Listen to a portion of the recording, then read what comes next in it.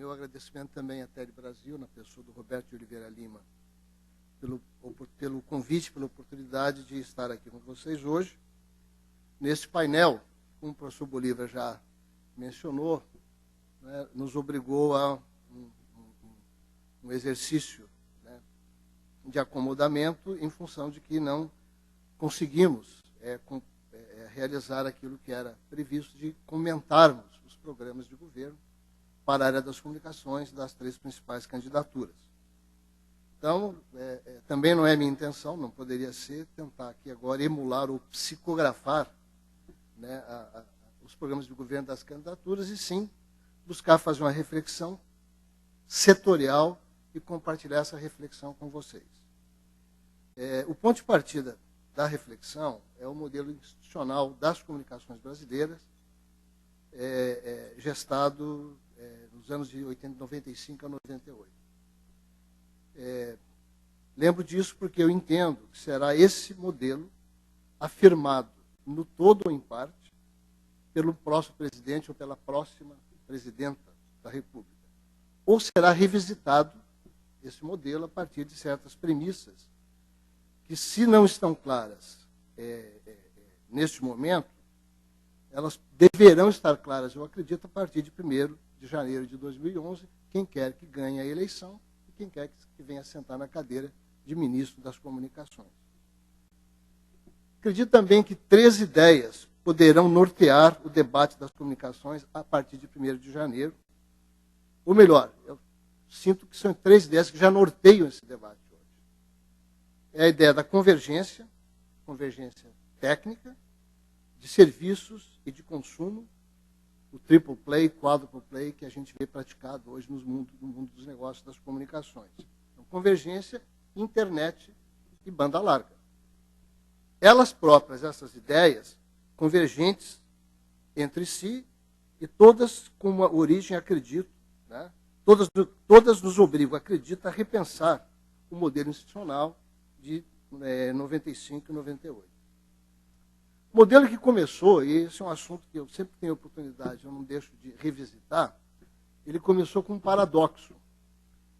Até hoje não resolvido, eu escrevi na ocasião um trabalho, chamei de um paradoxo da radiodifusão, enfim, logo em seguida que o modelo foi votado, que a emenda foi votada no Congresso. E ele começa com esse paradoxo divergente em um tempo em que já se avizinhava, para aqueles que observavam o setor das comunicações com atenção, a ideia de convergência, que foi a mudança de redação no artigo 21, lembrando que a proposta original encaminhada ao Congresso pelo presidente Fernando Henrique Cardoso era simplesmente a mudança que dizia, retirava a expressão sob controle acionário estatal para poder levar, como levou, a liberalização do sistema e a privatização do sistema Telebrás. No embate parlamentar que ocorreu, isso aconteceu muito rapidamente, ocorreu uma inovação normativa original e única no mundo, em que se separou o gênero de telecomunicações da espécie radiodifusão. E nós temos que conviver com isso até hoje, e que nos cria situações como, por exemplo, né, a lei decorrente, sabemos disso, a Lei Geral de Telecomunicações, ela criou a Anatel, a primeira agência, aliás, a única constitucional no país. Então, todo o ambiente das telecomunicações passou a ser presidido pela LGT e regulado pela Anatel, enquanto o setor de radiodifusão, outro grande setor desse ambiente das comunicações, continua a ser regulamentado pela Lei 4.117, o Código Brasileiro de Telecomunicações de 1962, e regulado pelo Ministério das Comunicações. Enfim, implantada a LGT, antes houve a lei mínima da telefonia móvel, certo? Com a lei de TV a cabo, que é de janeiro de 95, depois de um processo de negociação que houve, enfim, né? Implantou-se o modelo institucional com um curso de políticas públicas que eu entendo, naquele momento, eram muito claras. Então, você tinha uma Anatel nova, recém-implantada, em forma e com força, e houve o crescimento da Anatel natural e houve um encolhimento do Ministério das Comunicações. Eu menciono isso porque eu acho que isso é um ponto importante para analisar o modelo hoje e o que poderá vir pela frente. Encolhimento do Ministério das Comunicações ficou reduzido ao ambiente da radiodifusão, que é, do ponto de vista normativo e legal, é um território mais ou menos livre, eu costumo dizer, do ponto de vista normativo e regulamentar. Isso é só comparar, por exemplo, a aplicação do Instituto da outorga de concessão na radiodifusão e nas telecomunicações. Eu estou aqui no ambiente das telecomunicações, tem vários executivos de concessionárias e sabe o que é um contrato de concessão, sua revisão quinquenal, os planos de universalização, qualidade, enfim, e o que é um não contrato de radiodifusão. Então, isso é um problema que cria uma assimetria normativa e que afeta o modelo como um todo. Lembro que, e aqui faço uma remissão importante, que o ministro das Comunicações, que implantou esse modelo, Sérgio Mota, no período de 96, 98 até a sua morte, esse trabalho chegou a ter uma certa continuidade na gestão do Luiz Carlos Mendonça de Barros, ele pretendeu mandar ao Congresso uma lei geral, era a Lei Geral da Comunicação Social Eletrônica. Versões foram produzidas dessa legislação, muitos de nós as temos, né? E a ideia dele, isso está registrado na documentação do período do Sérgio Mota no Ministério, a Anatel seria transformada na Agência Nacional das Comunicações, a ANACOM, a sigla que, aliás, é a mesma do órgão regulador português. É que eu vou me permitir fazer um comercial e uma homenagem e um reconhecimento ao José Expedito Prata, que preservou o acervo do ministro Sérgio Mota no período do Ministério das Comunicações, e com o apoio da Fundação Telefônica, no caso Valente está aqui, né, foi parte importante desse processo, está todo digitalizado, toda essa história está digitalizada, a documentação toda do período do Sérgio Mota está digitalizada e acessível ao público no site do Instituto Fernando Henrique Cardoso. É só ifhc.org, está lá, Projeto Memória das Telecomunicações, e essa história está revivida lá, inclusive no que diz respeito à tentativa de arrumar o modelo com a nova lei e com um novo órgão regulador convergente. Bem, esse é um modelo que foi centrado, entrando mais no específico, centrado na ideia de competição, toda assentada sobre o STFC, o Serviço de Telefonia Fixa Comutada, universalizável, regulação autônoma, regime público, serviço público, enfim, essa é uma lógica que preside a LGT. Uma competição assimétrica entre concessionárias e autorizadas. E o que ocorreu nesse período? Ocorreu uma inflexão profunda nesse ambiente, gerado pela LGT, com o início do processo phasing out, vamos chamar assim, é a única palavra em inglês que eu vou usar aqui agora, phasing out do STFC. 5, 10, 15 anos, enfim, todos temos consciência disso. O crescimento exponencial da telefonia móvel, do serviço móvel pessoal.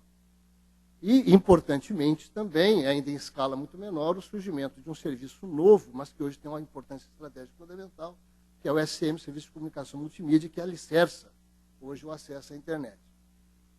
Tudo bem, então, esse modelo, ele começou a gerar alguns impasses. Na universalização, você teve dois. O da própria entendimento naquele momento, da hora de fazer a lei regulamentando o FUS, o Fundo de Universalização, de que telefonia fixa era pouco, que tinha que se partir por algo tipo acesso de banda larga nas escolas, enfim, fez uma lei, foi parar na justiça e não avançou, e o contingenciamento dos recursos. Quer dizer, o FUS hoje é uma ficção contábil, aliás, é uma realidade financeira e uma ficção contábil para o setor de telecomunicações. E a universalização acabou tomando um caminho meio torto, importante, inegavelmente, que é a universalização pela telefonia móvel, pelo SMP. Por meio do sistema pré-pago. Enfim, com seus problemas, mas é uma realidade, né, e não obstante os 80% de base pré-paga, né, mas com 2G, 3G, enfim, a telefonia móvel hoje é um agente fundamental em todo esse processo. E correções conjunturais ocorreram no STFC, começaram a ocorrer, começa a mexer no modelo, do meu entendimento, conjunturalmente, sem uma política pública clara, presidindo esse processo, como foi a política que gerou o modelo de 95 a 98. A LGT é uma lei que eu costumo dizer, é uma lei elegante, uma lei muito bem construída e de muita estabilidade. Tivemos a troca dos PSTs pelo backhaul, você veja aí, fez um arranjo, fez um primeiro concerto. Você começou a ter mudanças no mercado, quer dizer, as espelhos, assim chamadas. A Vesper foi absorvida pela Embratel, a Intelig pela TIM, houve a compra da BRT pela Oi, enfim. Aquele modelo de ampla competição, enfim, que se pensava, o mercado, a realidade do mercado, eu estou lembrando aqui do sistema Bell nos Estados Unidos, que pela lei de 96, 97, ele foi cindido para abrir uma ampla competição, e hoje você tem um duopólio. Nos Estados Unidos, claramente, que o duopólio Verizon, AT&T, né, na telefonia fixa aí, também banda larga, enfim. Muito bem.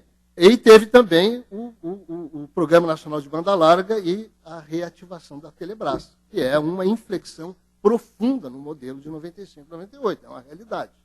Eu estou olhando do ponto de vista normativo.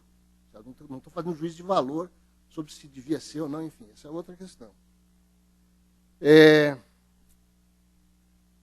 Enfim, e também temos um outro processo de correção nisso, que é o longo percurso do Projeto de Lei 29, 2007, hoje PLC 116, 2010, no Congresso Nacional. Mas, lembrando bem, há quase 8 anos tramita no Congresso uma lei re-regulamentando as agências. E o deputado Paulo Henrique Lustosa está aqui, quer dizer, ele é relator de uma nova lei do FUST, mas que não foi votada ainda. Enfim. O PL 29, ele explicitou um embate fundamental setorial, que é o embate da radiodifusão com a telecom. Esse embate ele é relativo, certo? Não estou forçando a barra aqui, sim, mas ele mostrou que havia uma questão central para a radiodifusão principalmente, que era saber quem vai dominar a produção de conteúdo. Então, eu participei de vários debates.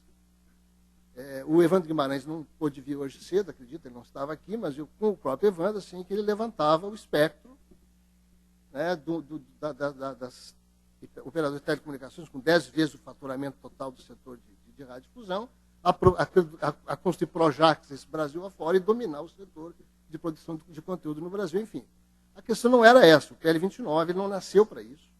Ele nasceu de uma demanda legítima do setor de telecom, de poder operar TV a cabo. A lei TV a cabo foi construída no momento, eu participei ativamente daquele processo, ela também é conjuntural, basta ler a lei TV a cabo, 2/3 dela discute rede, a questão técnica, que era o problema da Telebrás naquele momento, não querendo abrir espaço para que operadores privados pudessem fazer redes de transporte de sinais de telecomunicações no país.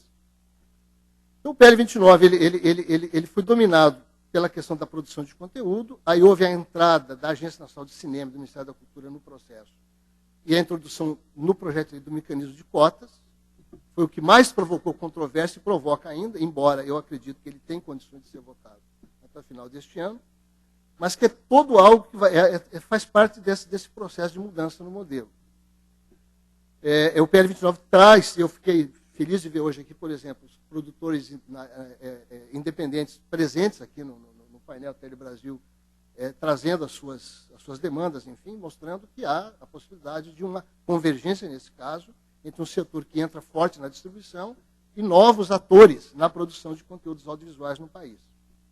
E houve, e até porque a Tele Brasil foi agente importante no processo, a realização no final do ano passado da primeira Conferência Nacional de Comunicação, que numa ampla mobilização social, num processo polêmico, quem participou, tem vários aqui, César Romo, estou vendo ali, fomos até parceiros, eu fui consultor da Tele Brasil no processo, vi o Juarez Quadros, né, enfim, vimos, mas que é deputada Luísa Erundina, por favor, né, uma pessoa importantíssima na construção desse processo, entende? Então, a Confecom também é um elemento fundamental que nos leva a pensar esse novo modelo. Bem, todos esses prolegômenos, que não tinha muito o que falar sobre o programa de governo a partir de 2011, mas eu não vou ficar sem dizer algumas coisas. Próximos 4 anos. Claro que aí eu não estou psicografando candidatura, de modo algum. Eu gostaria, se não é o tempo, eu vou encontrar espaço para isso depois, de conversar um pouco sobre política com o meu professor Bolívar Lamonier, mas claro que temos visões diferentes. Lembro, inclusive, que o ministro Sérgio Mota legitimamente falava num projeto de poder de 20 anos. Na época da emenda da reeleição. Legitimamente, desde que seja democrático, não vejo. Mas, enfim, essa é uma outra discussão. É uma outra discussão, certo? Não vou abrir, mas eu não podia deixar de falar, certo? Próximos 4 anos, para mim é um imperativo. É a revisão do modelo de 95, 98. E acho que ela vai acontecer, seja quem for o presidente, certo? Revisão, mais ou menos, enfim, de algum modo, mas ela vai ter que acontecer. com impacto sobre a Lei Geral de Telecomunicações. A LGT, ela às vezes ela assume um certo risco, mexer na LGT, enfim, mas não vai ter como não fazer isso. Certo? Elementos potenciais de um novo modelo. A lei de radiodifusão, entre aspas. Tranquilamente. Até o setor de radiodifusão sabe hoje que ele precisa de nós. O Roberto Ineu Marinho abriu a reunião da BTA recente, Alexandre está aqui, certo? Foi uma novidade, e ele foi lá apoiar o PL 21. Enfim, há todo um ambiente hoje que faz que o próprio setor de radiodifusão, um pouco sempre infenso a essa ideia de regulamento, que é censura e tal, sabe hoje que se não se arrumar a normatividade do campo convergente, eles próprios vão ter problemas, certo? Enfim, então a lei de radiodifusão paralela à LGT ou convergente. Isso eu entendo, e que seria até interessante que o que de novo viesse fosse incorporado ao arcabouço muito bem construído da Lei Geral de Telecomunicações. Outra questão importante desse novo modelo é a recuperação da capacidade de discussão e formulação de políticas públicas pelo Poder Executivo.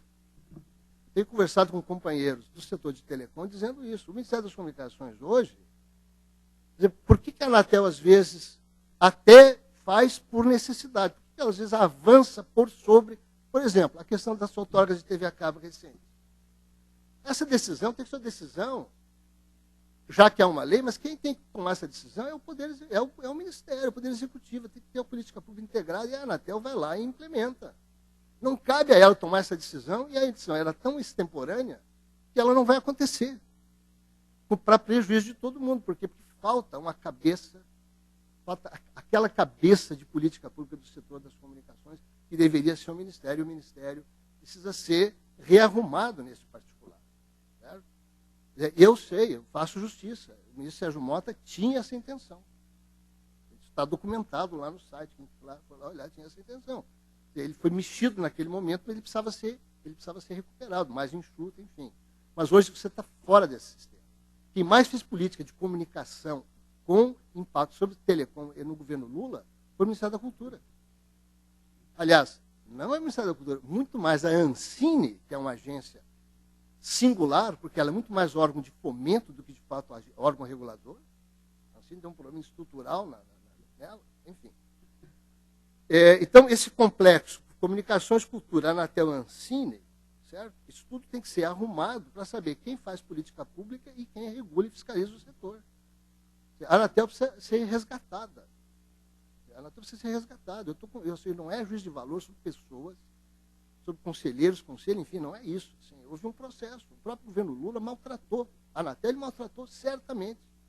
A Anatel ficou... Eu tinha acho que metade da existência da Anatel no governo Lula foi com o conselho com 4 ou 3 conselheiros. Eu tinha, até um ano atrás, eu tinha esse dado.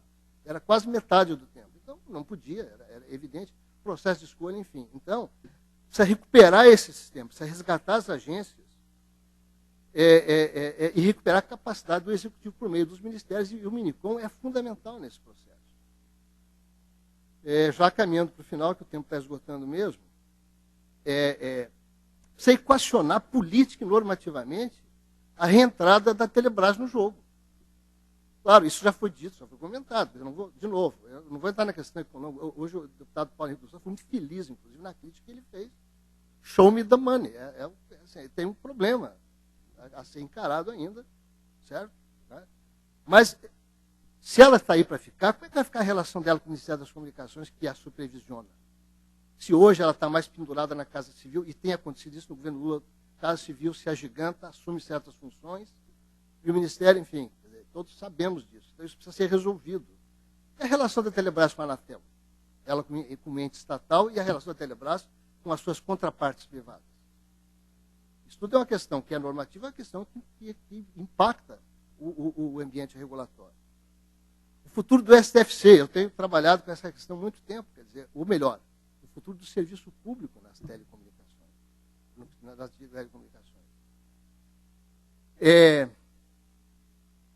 98 a 2011, terão se passado 13 anos. 2011 a 2025, 14. Então, metade de um caminho já se andou. 2025, as outorgas retornam à União. O que vai acontecer?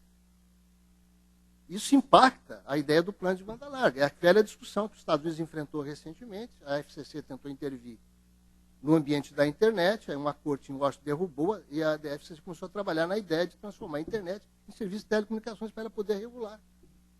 A questão da neutralidade de rede lá, o embate recente entre Comcast e Verizon e Google, perdão, Verizon e Google e pedindo e tal. Então, você tem uma série de questões que precisam ser equacionadas a partir da banda larga, se é serviço ou não, enfim, a partir do horizonte de 2025 para cá.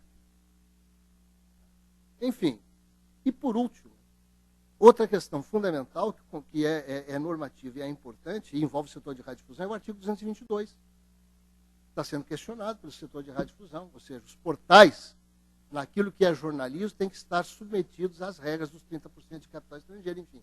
Um juiz, a Procuradoria de São Paulo já, aliás, um parecer muito bem fundamentado, ela já disse, ó, não, portal não é isso, enfim, mas isso tudo faz parte do processo de um modelo que eu entendo que tem que ser repensado e que constitui, desse modesto ponto de vista, desafios para o próximo presidente ou a próxima presidenta da República.